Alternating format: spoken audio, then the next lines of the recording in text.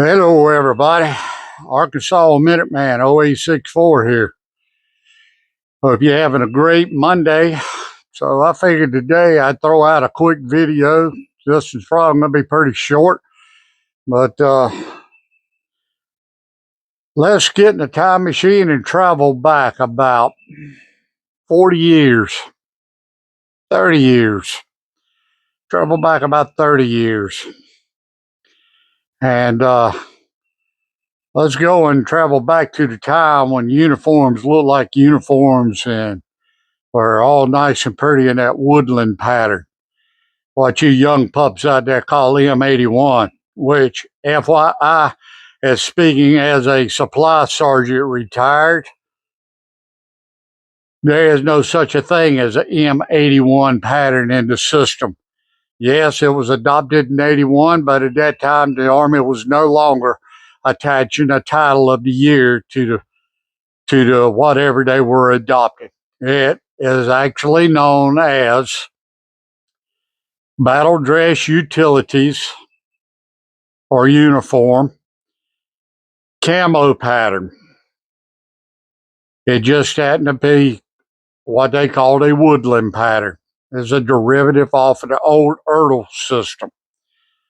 But with that being said, let me get YouTube Nazis out of the way so they don't throw me in their concentration/re-education camp for a week or so, or delete everything of mine off. Here's my disclaimer. All weapons showed in this video were personally bought by myself. They are not for sale. They will not be for sale. And even if I were to sell them, YouTube will not be a channel that I use to advertise and sell these weapons.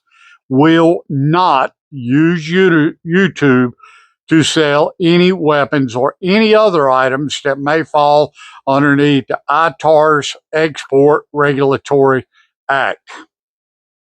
So, with that being said, stay tuned, and let's go back to the days of the Woodland BDUs and equipment.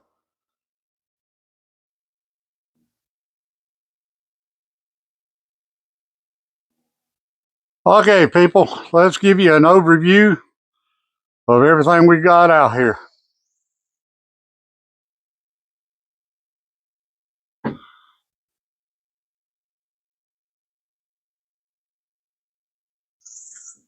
And we're going to start out. We'll start over here on the left side. All right. Gas mask is M40A1 mask with the screw-on, screw-off filter, and I still think that's a better mask than what they're using now. And what I liked about it was that you could actually put it on, if you shot right-handed, you could put the filter on the left-hand side like mine's set up. If you shot left-handed, you could push the filter to the right-hand side and it didn't interfere. And of course, the carrying case for it. Next to it is the later Molly type vest. And on here, I've got 3 mag pouches on either side, 2 canteen pouches, and each one got a canteen in it, and a grenade pouch on this. Before that, we got the LBV vest that used pistol belt. It had pockets up here that held 2 magazines and then 3 in the bottom on each side. I've got grenade pouches put on. It also had grenade pouches added to it, 2 each. In here, I've got the Woodland pattern canteen cover with a canteen, the butt pack, another Woodland pattern canteen cover, and another canteen. Above that, the main weapons here in today, I've got it on an M16A1, but you still found them in a lot of Reserve and National Guard units with the 203 grenade launcher. In this case, it's an M30, 37 millimeter flare launcher styled after the M203. And then in the early, about 93 or 94, when I got to my first duty station, they dropped off a whole crate full of M16A2s. And this is an AR-15 heavy barreled A2.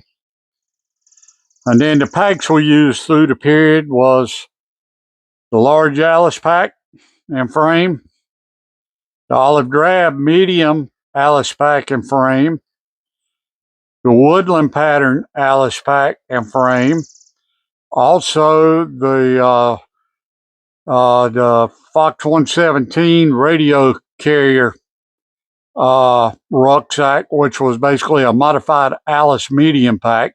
I got a frame on order for it. Coming down from it, the helmet style of the day was the pass stack for paratroopers and all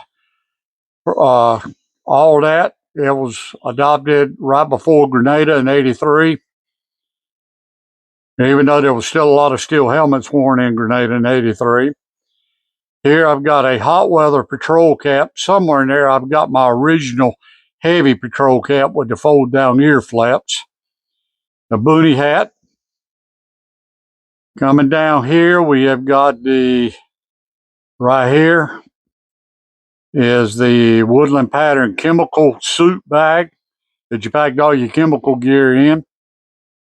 And then you had the Woodland pattern assault pack, and attached to the bottom is the Woodland pattern butt pack. Inside of it, I've got the Woodland pattern magazine bandolier snapped inside.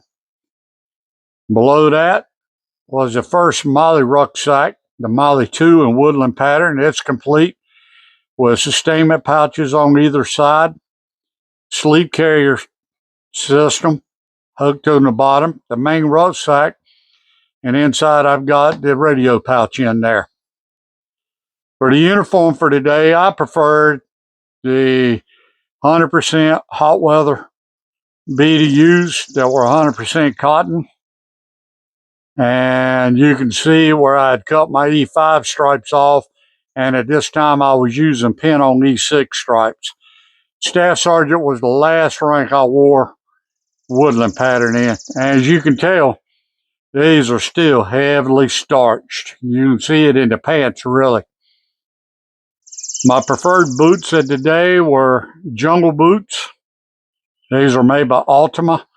I used 550 cord for boot laces in them. And of course, I wore the green boot socks. These are actually extreme cold weather socks that I wore all the time. I'm still wearing them, really. And these were made by, can't remember who made these.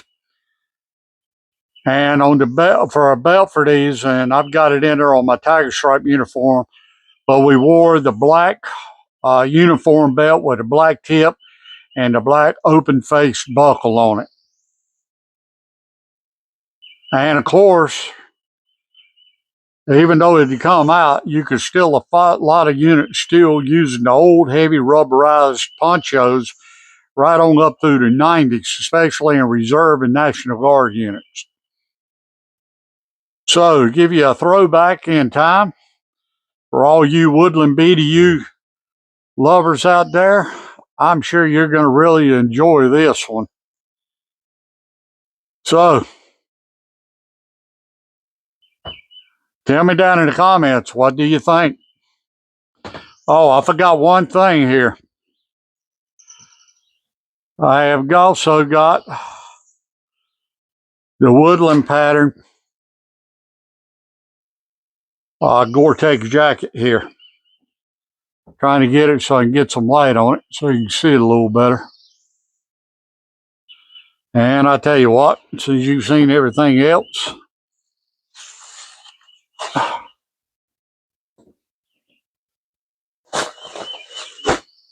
there you go. There's a complete suit. The jacket and the trousers in there. And on mine, I have got the snap-on white fur trim around the edge of the Gore-Tex hood on this thing. And that was up there so in snowy conditions that you could kind of bring it in and it kind of break up a lot of the glare off of the snow and stuff. So, hope you've enjoyed this.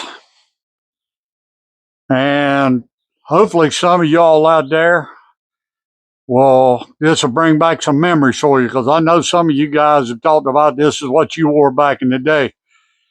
And I've got some of y'all beat out there, because actually when I first went in, first time I went into the military, I was actually the last basic training company on Tank Hill, Fort Jackson, South Carolina, that got issued 2 sets of the OD 107 jungle fatigues back in the day, along with an OD field jacket and an OD patrol cap. And those hats had the roll up flaps in them.